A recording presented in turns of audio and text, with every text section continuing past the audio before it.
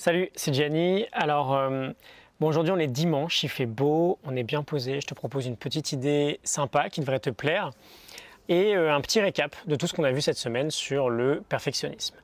Alors, l'idée du jour, du coup, elle vient de Russ Harris dans son livre The Confidence Gap, qui est très bon.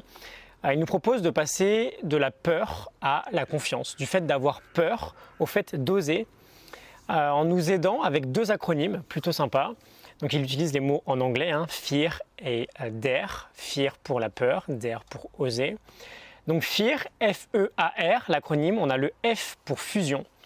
Une fusion entre nous et la voix dans notre tête qui rumine sur notre passé. On a du mal à se séparer de nos pensées. On a le E pour excessive goals, des objectifs trop irréalistes. On pense sans cesse aux résultats. On est un peu dans la rat race en fait, à toujours chasser quelque chose de plus grand. Ensuite, on a le A pour avoidance of discomfort. On évite l'inconfort. On a peur de sortir de notre zone de confort. Et enfin, on a le R pour remoteness from values. On est éloigné de nos valeurs. Tout ça, tu l'imagines bien, c'est pas un cocktail idéal. Et donc, on a un antidote, le mot dare. To dare, c'est oser. Et là encore, on a un acronyme, D-A-R-E. D pour diffusion. On veut dissocier nous d'un côté et nos pensées de l'autre. Tu as une pensée négative, ok, c'est une information, tu peux remercier ton esprit pour ça, mais tu n'es pas cette pensée, tu n'as pas à t'identifier à cette pensée. Le A pour acceptance of discomfort, là on veut devenir confortable avec l'idée d'être inconfortable. On ne va pas refaire le dessin, toute notre croissance se trouve en dehors de notre zone de confort. Ensuite, on a le R pour realistic goals. C'est bien de voir grand, mais on veut garder une notion de réalisable dans nos objectifs. Et ensuite, on se concentre sur le process quotidien pour l'atteindre.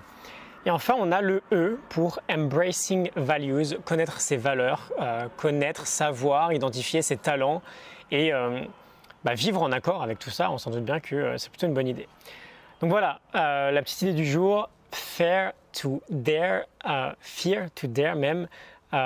J'ai peur de passer à l'action j'ose oser passer à l'action avec deux petits acronymes assez sympas. Alors, le petit récap de la semaine, spécial perfectionnisme, on n'en a pas fini, mais on a déjà vu pas mal d'infos. J'aimerais juste les regrouper là en quelques secondes. Le scoop déjà, il n'existe pas de personne parfaite, c'est pas toi qui va le devenir, c'est pas toi qui va devenir le premier. Désolé si tu n'étais pas au courant, retire-toi ça de la tête, ça te fera du bien. Le perfectionniste n'accepte pas la réalité. Il a rarement conscience des contraintes que lui impose son quotidien. L'optimaliste, en revanche, ou l'imperfectionniste, sait qu'il ne deviendra jamais parfait.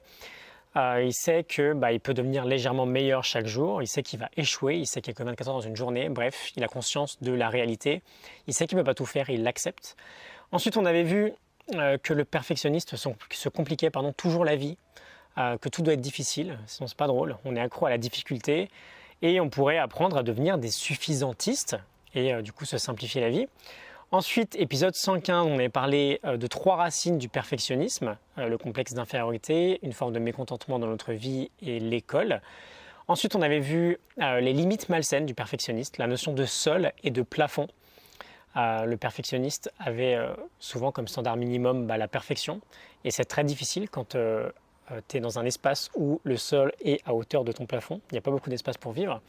Vendredi, on a parlé de planification en 3 dimensions, définir son objectif, le casser en 1000 morceaux et s'en occuper quotidiennement.